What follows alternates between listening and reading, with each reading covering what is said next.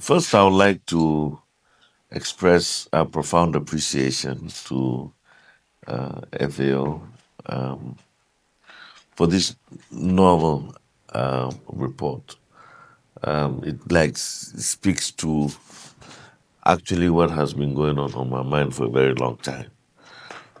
When we have policies and we are guided by policies and budgets, and we don't review what we're doing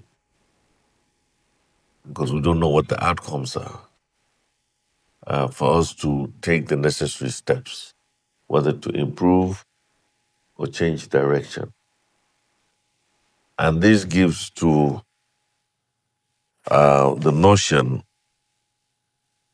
and aligns with what the present administration seeks to do in terms of food security and food sovereignty.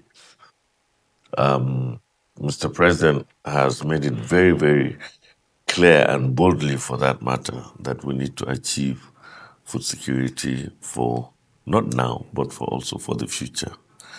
We all know, I'm glad World Bank is saying that they have stated that Nigeria will be 400 million in the next in 2050. And I always made this statement very loud and clear that 2050 is 25 years from now. And I could remember, most of us will probably do remember 25 years ago. 25 years ago was the turn of the millennium, 1999 to 2000, when it was that computers would crash because of the turn of the century, right? And it seemed like yesterday. And that's 25 years ago. So 25 years from now will be tomorrow. And are we ready? And it's that 400 million will not just show its face in 2050. No. It will start creeping in boldly too. From, I guess it's about, what's the rate of growth? Probably about 2.5 to 3%, something like that. And it goes exponentially every year. This year maybe 6 million, next year is 6.5, and then 7 million. And before you know it, Nigeria in 5 years will grow the growth of the population, which will be much more than most African countries' current population. So just the growth alone. And when you look at situation like other countries, in terms of hectares per capita, we're actually really very, very low. So what does it mean? What it means is we need to focus more on research and development, for instance, those that would give you good results, not like what I have seen where a lot of expenditure is made on research but no outcomes. We need tangible results. We need to increase yield, not only yield but also for nutritious food, because one of the areas that we are looking at is also the nutritious angle, because when food security, and I'm sure this is the new thinking now, that food security is not only the common strategy of availability, accessibility, and affordability, but I look at it and consumption of diverse and nutritious food. So if it's not targeted towards good nutrition, then it doesn't make any meaningful impact. But by and large, the MAFAP will give us, policymakers, and those of development partners, the direction in which to focus our energy on, focus our expenditure on. I like the way you mentioned about sorghum, where you have this, it's a main staple food, but we're the second largest producer.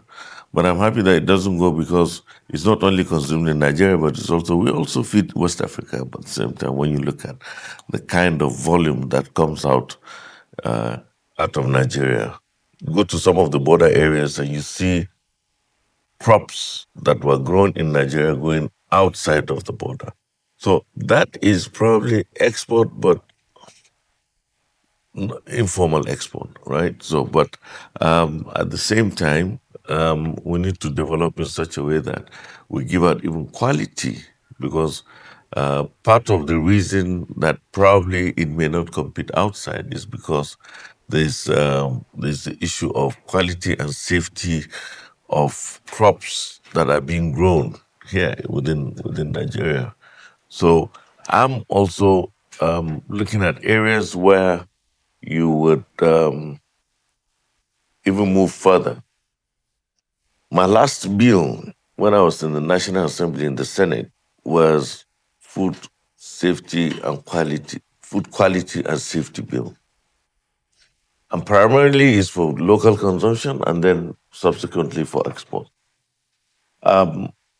We find a lot of our food crops being rejected outside, and simply because there is no method or methodology of providing or maybe growing quality foods. So I believe also that what we need to do for even the health of the nation is to not even for export. Even look at for the health of the nation, for nutritious food, for food that is value to our growth. We need good quality food. So I believe also you probably have also let's focus on those areas as well in trying to make sure that the food that we grow is not only in numbers, it's not in about quantities we're talking about, it should be also in quality. Case in point, we always look at how much is their food, how much is it, or what quantity is it. But are we looking at in what quality? We have seen where even storage of food is being contaminated by chemicals that really affect the quality of that food and invariably affect the quality of our lives. I mean, we have recently we have seen a very high rise of kidney and liver issues. I'm not pointing to anything, but I think it's something that is being ingested, whether it's food or liquids or whatever, but it's something that is being ingested and that affects those organs. We see young people. I mean, I just lost a son of a cousin who was 25 years old just, I think, on Friday or Friday. So, and it goes on like that. It's rampant in most areas. So I think we need to look at more of look at more on the quality of the food that we grow. Fertilization. How are we doing on fertilization? I see your report that inorganic fertilizer is going down, and you said it needs to go up. And when you look at some people say, okay, too much chemical also is not.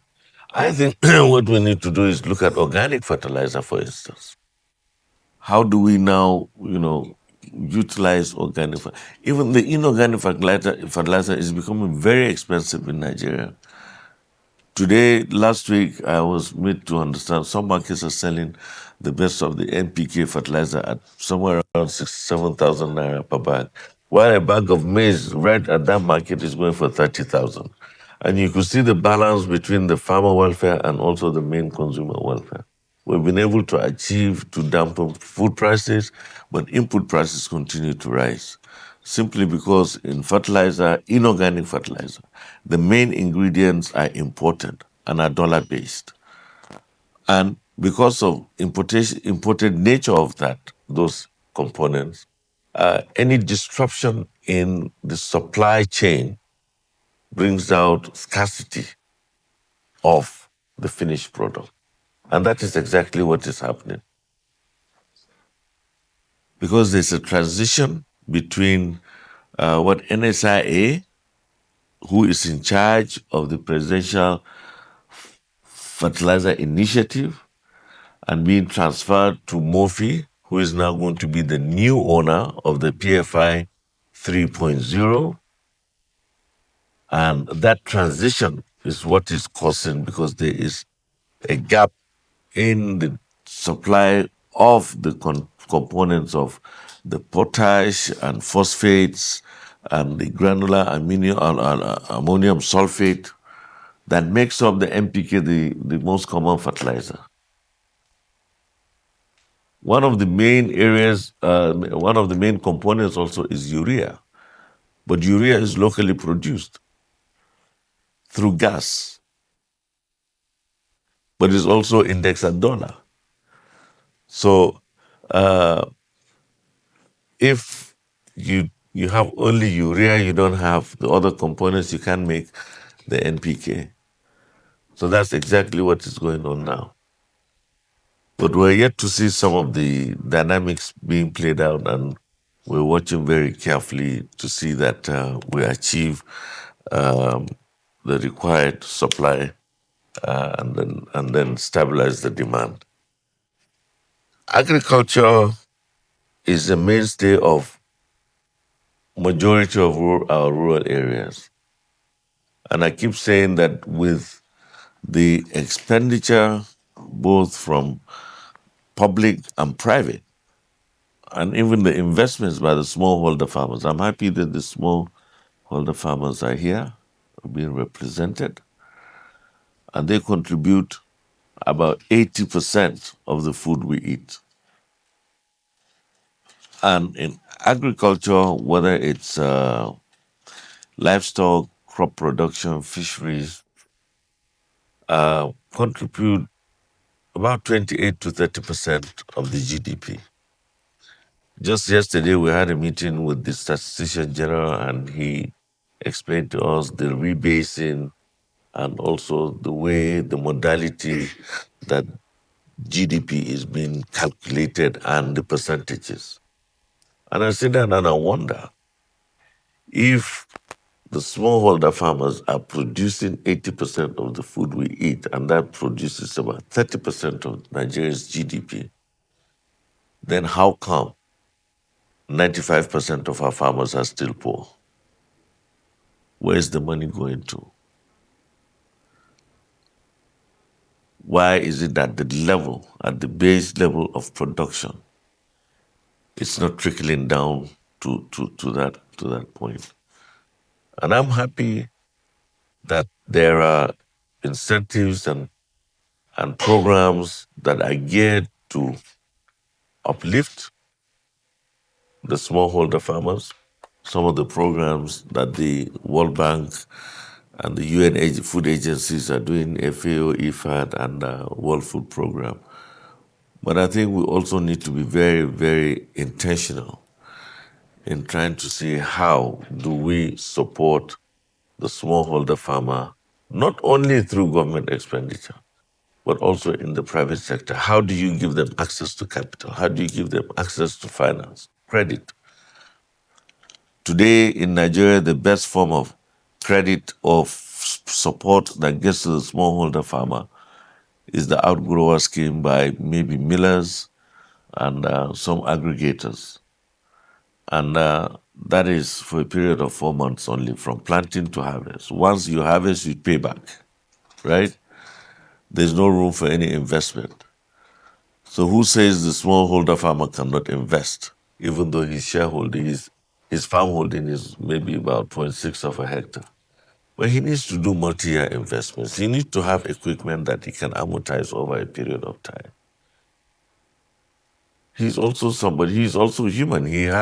That's a business. He needs to have that. You go to banks today, you don't have a collateral, they don't look at you. Even if you collectively, have a cluster or cooperative and you approach, because they feel that farm, when it's not cultivated, is useless, especially when it's not in Maitama or Asokoro. When it's out there in the bush, in the rural area, there it has no value.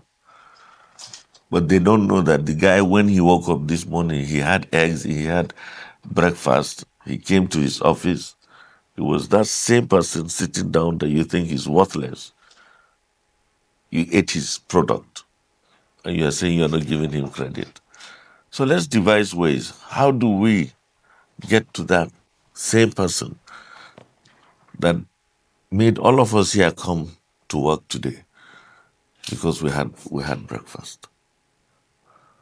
And we look forward to go back and have maybe in the next 2 hours lunch and then dinner. So I welcome and appreciate what this I'm just talking, generally so as whether we're going to take our review to the next level to look at other areas that will enhance the value of our food chain of agriculture. We look at storage, for instance. It's not about expenditure, but what are the outcomes? Our post harvest losses are huge. Just the other day, we had a program with horticulture Nigeria, and then we tried to see how we can, support them with the losses, where a lot of the horticultural crops, where it is grown is not where necessarily is processed, and that's not where it's consumed. In between, there are logistics areas, there are infrastructure, roads. What are the roads, the conditions of the roads? Some people may argue also that some of the heavy investments in the infrastructure is also geared towards opening up agricultural fields, and that could be an investment that would be government spending towards agriculture. Even the CADP that says 10%, some may argue that, I would look at like the Badagry Sokoto Highway. It's an investment to open up a lot of the agricultural lands. So would we look at that as part of spending to achieve 10% of CADP? Or in Nigeria, you said you are only concentrating on the federal government, but the land belongs to the states, and the states are also doing wonderfully well. We know some states that are doing extremely well. A lot of the states, I must say, especially aligning with President Bola Ahmed Tinubu's food security agenda, renewed hope agenda. So are we capturing those expenditures also at the subnationals as being part of the Nigerian funding expenditure towards CADEP? Are we looking at those also? Are we also looking at, you said, you rightly mentioned that you are not also looking at development partners funding. Some of them come in form of grants, but they are being spent because you are a government. Now, some come as loans that you pay back. Is it when you pay back that you capture them, or when it is actually being implemented? So there are so many groups I know. World Bank is working on something huge has to do with the food system, and it's going to be a loan at the end of the day. That is Nigeria's expenditure, even if it's a loan. So we're not capturing that. We're only looking at, we sit down and look at the budget, and we look at, thank you, you said you're also looking at other aspects of the budget. But if you're looking at other aspects of the budget, I don't think you've also captured the Federal Ministry of Water Resources that has huge infrastructure. Have you captured those ones? But then it's low. You're saying that you're looking at 2%. Even agriculture alone is 2 point something percent. No, no, it's much more than 2%. Well, okay, I think it's open for debate, and we can sit down and look at it in such a way that infrastructure, for instance, road network. I remember there's a particular road at the Federal Executive Council that I had to, because it was going to be scaled down, and I came. I knew that I know that road, and I expressed to the council, and the chairman, Mr. President, agreed with me and told the federal minister, the Minister of Works, that they should liaise with the Ministry of Agriculture to see viability of any highways in terms of agricultural potentials of those areas. There was one that was going to be scaled down because of, and then I said, no, no, no, that place is high agricultural productive area, and it should be allowed to continue because it will give out a lot of value in terms of agriculture. And it was agreed. So if you look at something like that, to me, I think it's also added towards enhancing agriculture. So it's the way you look at it, and then how we. But by and large, whether it's 10%, let's take it to where it is needed, where it is needed. And I would like to thank FAO for what we have started together, and we are going to also very soon have a pilot under the leadership of Ibrahim Tanimu. That's the data, the farmland and farmer data register, because which is very, very important. We have seen people support coming from government, support from development partners, support from NGOs that go to the wrong people, that do not add any value to the productivity of agriculture in Nigeria. So we believe that once we are sure, we know that that support goes to the right person, to the farmer, and in turn that farmer produces what is needed, because you also need to track the outcome of whatever you're doing and make sure that it's added to that, and then we have a way of even measuring the outcomes. We have tractors, we have 2,000 tractors with 9,000 different implements for distribution. We're going to have trackers on those tractors. Whoever, even if you're going to outright purchase a subsidized tractor, we are going to make sure that not only you prepare your farmland, but you must have a minimum of a certain number of hectares you prepare every year. If it is yours or your neighbors, you are allowed to charge, but be not above a particular period. Tractors are not meant to be packed. They're supposed, they're horses, they're work horses. They're supposed to work throughout the year. So we are going to track you to make sure that you're doing it. Gives us a dashboard that will track you, because we are getting a benefit from government buying a subsidized tractor. So you should pay back. And they're going to be geofenced. You take a tractor to a particular location, you do it.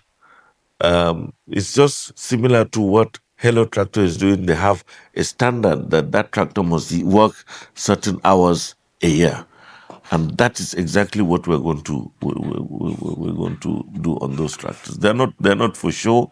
They're not for you as a leader of a community to park in the garage like No, you're supposed to work and produce. So if you have, let's say, a cluster of farmers, you have 100 hectares, then you have to get more to get to for you to own a tractor, because a tractor can do much more than 100 hectares a year, even for a farming season. So these are the kind of concepts that we're looking. We're looking at things that are different. We're looking at things that are impactful, things that we're going to have a deep dive into the sector, and then we'll make sure that the sector produces, because we don't have time anymore.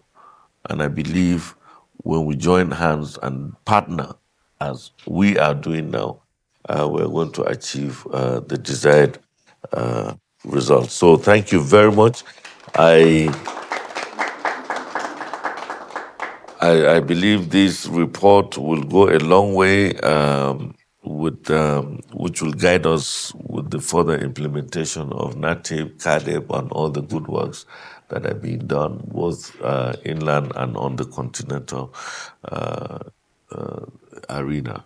So, country rep, I thank you again and welcome. This is the first time we're meeting as a officially. Yes, beyond the so thank you. Yeah, all right. No, it's a pleasure always to have you. Thank you. Thank you so much to the Honorable Minister for those contributions and insights. I think that will give us a lot to have for the discussion coming up soon.